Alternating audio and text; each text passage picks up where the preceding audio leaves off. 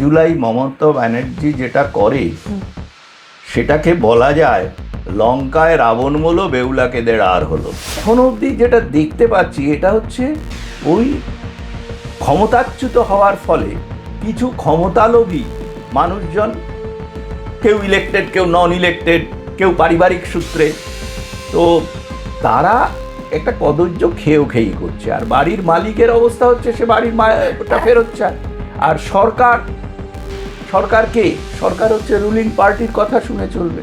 সুতরাং সরকার কি ডিসিশন নেবে, তারপরে সেটা কোর্টে গিয়ে কি হবে সেটা তাদের ব্যাপার। কিন্তু জনসাধারণ এটাকে একটা কমিক হিসেবে নিয়ে একটু আনন্দ পাচ্ছে।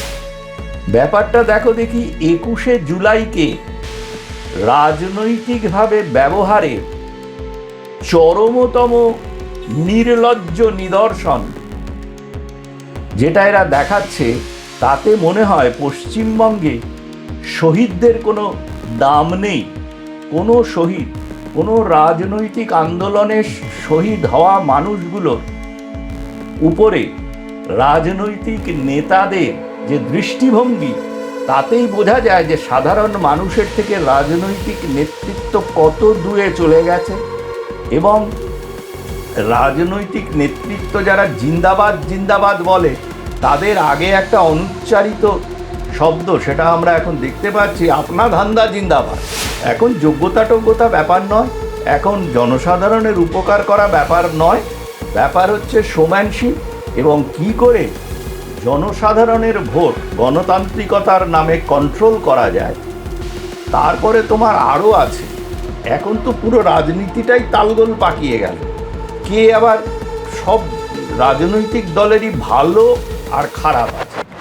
স্যার, আপনাকে মাধ্যমে স্বাগত। নমস্কার স্যার, 21শে জুলাইয়ের হত্যাকারীদের আড়াল করার অভিযোগে মমতা বন্দ্যোপাধ্যায় সরকারের বিরুদ্ধে বিচারের দাবি করে শুভেন্দু অধিকারী মানে বর্তমান মুখ্যমন্ত্রীকে চিঠি দিয়েছেন কাকলি ঘোষ দস্তিদার, কি বলবেন? মানে ব্যাপারটা কি আমি বুঝতে পারছি না। এই 21শে জুলাইটা বোধহয় সেই দিনে শহীদ হওয়া যেসব শহীদদের পরিবার আছে তাদের কাছে পৃথিবীর নিষ্ঠুরতম পরিহাস। তার কারণ হচ্ছে, প্রথমেই আমি বলেছিলাম যে 21শে জুলাই মমতা ব্যানার্জি যেটা করে সেটাকে বলা যায় লঙ্কায় রাবণ বলো বেউলাকে দেড় আর হলো। আন্দোলন হয়েছিল কংগ্রেসের ব্যানারে, কংগ্রেসের থেকে, এবং সেখানে কংগ্রেসের মিছিলে আসা মানুষজনের ওপরে যে মানে প্রশাসনিক কর্তার তত্ত্বাবধানে সেদিনের পুলিশ প্রশাসন ঝাঁপিয়ে পড়েছিল। মমতা ব্যানার্জি ক্ষমতায় এসেছেন কংগ্রেস ভেঙে বেরিয়ে এসে, এবং সেই প্রশাসনিক কর্তাকে নিজের দলে স্থান দিয়ে তাকে মন্ত্রী বানিয়েছেন, ইম্পর্টেন্ট মন্ত্রী বানিয়েছেন। এবং 21শে জুলাই তিনি সেই শহীদদের স্মরণ করছেন। আর ওনার যারা ওই চামচা বললে বলা, হাতা ফাতা বলা উচিত, সেই সব পলিটিক্যাল আগাছাড়া বলে বেড়ায় উনি নাকি সেদিন খুব অত্যাচারিত হয়েছেন, তিনি নাকি বেঁচে গেছেন। ওই সময় কিন্তু আশ্চর্য হচ্ছে, পশ্চিমবঙ্গের বিজেপির যে বর্তমান কর্ণধার মুখ্যমন্ত্রী, তিনিও কিন্তু ওই দলেই ছিলেন। সেটা স্বাভাবিক, মানে রাষ্ট্রে তো নেতারা তাদের দলবদল স্বীকৃত। আর এখন কাকলি ঘোষ দস্তিদার, তার রাজনৈতিক জন্ম, তার রাজনৈতিক উত্থান সব কিছুই মমতা ব্যানার্জির এই তৃণমূল দলের থেকে। এবং তিনি আজকে এই 21শে জুলাইয়ের সেই শহীদ স্মরণ নিয়ে চিঠি দিচ্ছেন। ব্যাপারটা দেখো দেখি, 21শে জুলাইকে রাজনৈতিকভাবে ব্যবহারের চরমতম নির্লজ্জ নিদর্শন যেটা এরা দেখাচ্ছে, তাতে মনে হয় পশ্চিমবঙ্গে শহীদদের কোনো দাম নেই। কোনো শহীদ, কোনো রাজনৈতিক আন্দোলনে শহীদ হওয়া মানুষগুলোর উপরে রাজনৈতিক নেতাদের যে দৃষ্টিভঙ্গি, তাতেই বোঝা যায় যে সাধারণ মানুষের থেকে রাজনৈতিক নেতৃত্ব কত দূরে চলে গেছে। এবং রাজনৈতিক নেতৃত্ব যারা জিন্দাবাদ জিন্দাবাদ বলে, তাদের আগে একটা অনুচ্চারিত শব্দ, সেটা আমরা এখন দেখতে পাচ্ছি, আপনা ধান্দা জিন্দাবাদ। এই আপনা ধান্দারই উন্নয়ন, তার নামই হচ্ছে উন্নয়ন। সে যে দলই আসুক, এখন অবধি উন্নয়নের যে আমি নমুনা দেখছি, সেটা কিন্তু এই উন্নয়নটা ওই রকমই। আর 21শে জুলাইয়ের কথা তুমি জিজ্ঞেস করলে, 21শে জুলাই কার কোন শহীদের স্মৃতিতর্পণ করছে, তার যে কোনো মঞ্চে যে কোনো একটা রাজনৈতিক নেতাকে ধরে জিজ্ঞেস করো তো, কে কে মারা গিয়েছিলেন, কি কি কোথাকার লোক, কেউ বলতে পারবে না। কিন্তু 21শে জুলাই, আবার 21শে জুলাইয়ে ডিস্কো ড্যান্সও হয়, হ্যাঁ, নাচ গান হয়। তো বিভিন্ন মহিলারা সাজগোজ করে, মহিলা নেত্রী তো আবার এখন সব দলেই বেরিয়েছে, মহিলা নেত্রী ছাড়া নাকি মহিলা সশক্তিকরণ হচ্ছে না। তো এখন যোগ্যতা ব্যাপার নয়, এখন জনসাধারণের উপকার করা ব্যাপার নয়, ব্যাপার হচ্ছে শোম্যানশিপ এবং কি করে জনসাধারণের ভোট গণতান্ত্রিকতার নামে কন্ট্রোল করা যায়। তারপরে তোমার আরও আছে, এখন তো পুরো রাজনীতিটাই তালগোল পাকিয়ে গেল।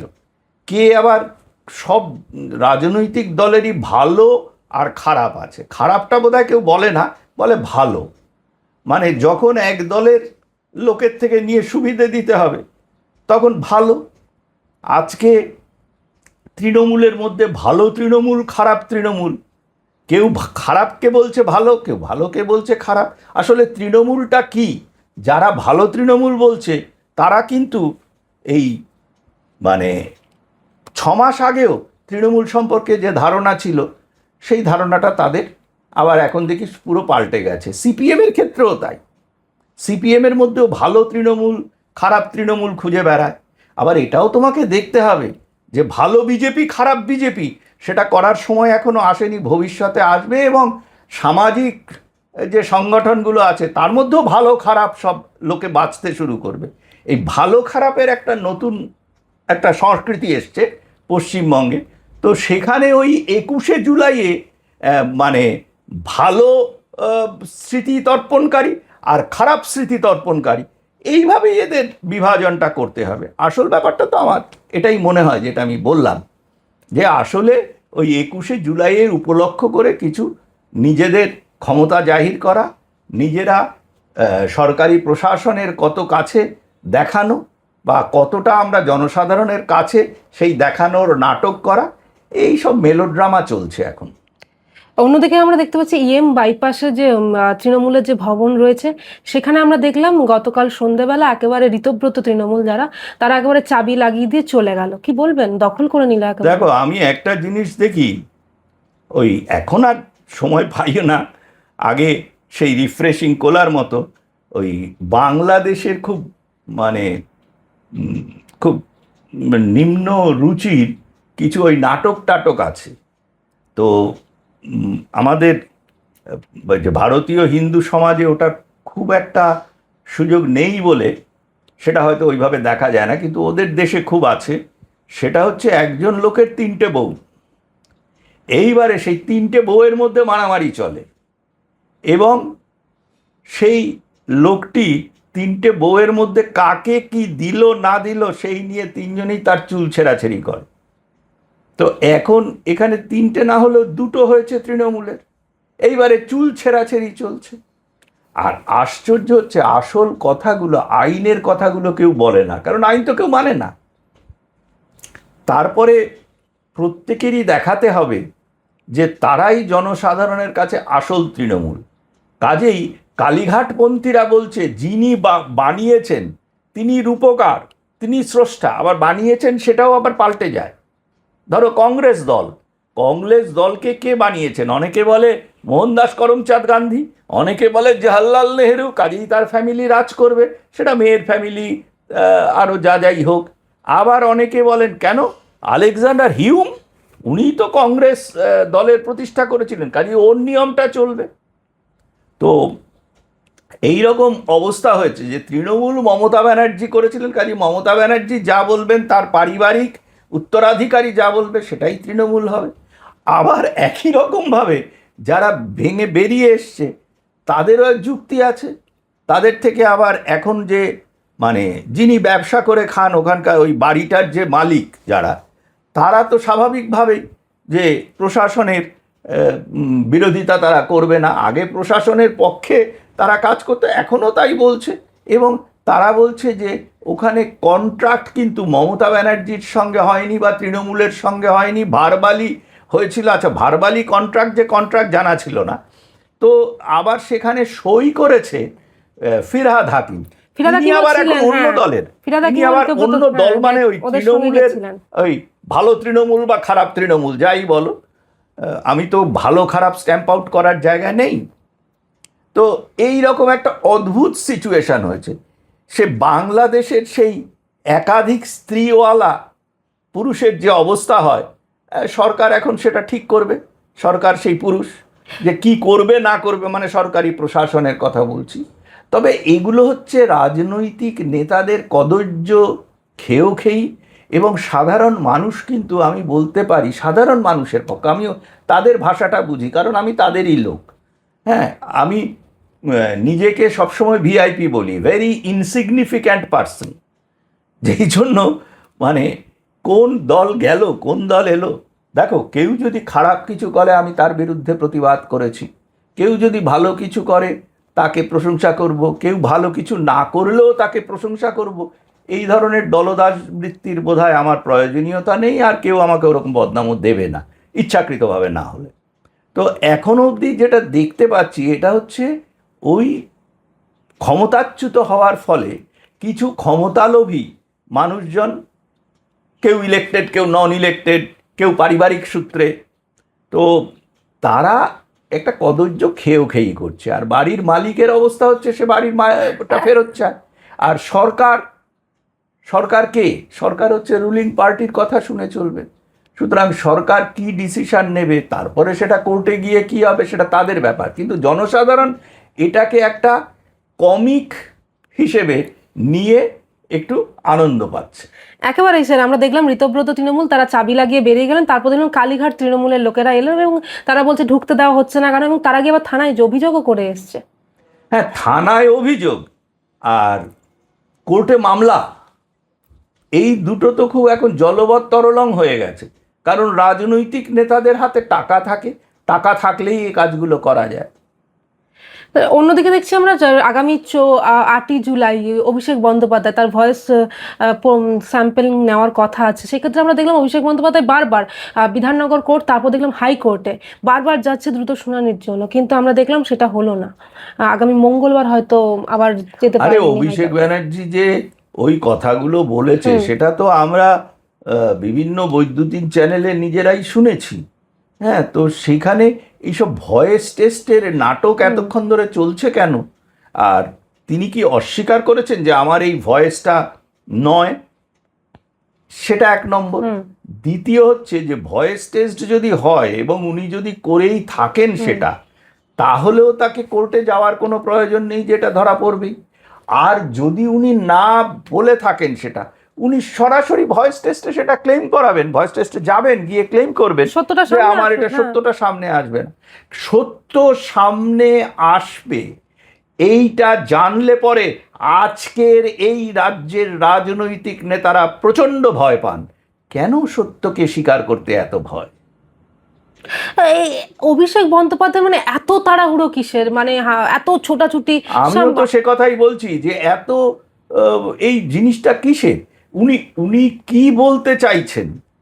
এগুলো তো একটা বোকার মতো মানুষের, মানে টাকা যখন অনেক হয়ে যায় না তখন এরা বুঝতে পারে না কি করব। অনেকে আছে না সেই বেড়ালের জন্মদিনে কয়েক কোটি টাকা খরচা করে দিল। আমি তো কয়েক কোটি টাকা চোখেই দেখিনি, আমি আর কি করব। তো শুনেছি এগুলো নাকি করে। তো এইরকম এই কোর্টে দৌড়োদৌড়ি করে এগুলো করার, তবে আগে যেটা ছিল যে সরকারি এক্সচেকারে আমাদের মতো অবসরপ্রাপ্ত কর্মচারীদের, যারা চাকরি করছে সেই কর্মচারীদের ডিএর টাকা চুরি করে তার পিসি তাদের ফ্যামিলি এবং তাদের মানে পিসি এবং তার উত্তরাধিকারীকে বাঁচানোর জন্য বারবার কোর্টে ছুটে যেতেন, টাকাটা সরকারি এক্সচেকারের থেকে যেত। এখন সেটা হচ্ছে না, ওদের হাতে হয়তো অনেক টাকা আছে, ওরা সেইভাবে করছে, কিন্তু কেন করছে এটা কিন্তু ক্লিয়ার নয়। হয় উনি বলেছেন, না হলে উনি বলেননি। উনি যদি ক্লেম করেন যে উনি বলেননি, উনি সরাসরি যাবেন, গিয়ে ভয়েস টেস্টে বেরিয়ে যাবে, দুধ কা দুধ পানি কা পানি হয়ে যায়গা। আর যদি উনি বলে থাকেন, উনি স্টেটমেন্ট দিয়ে দিন, উনি দরকার হলে এফিডেভিট করে দিন, হ্যাঁ আমি বলেছি, যা করার করো। এইখানে এই কোর্টে যাওয়া দৌড়োদৌড়ি, তার এটার আগে, হ্যাঁ। উদ্দেশ্যটা কি?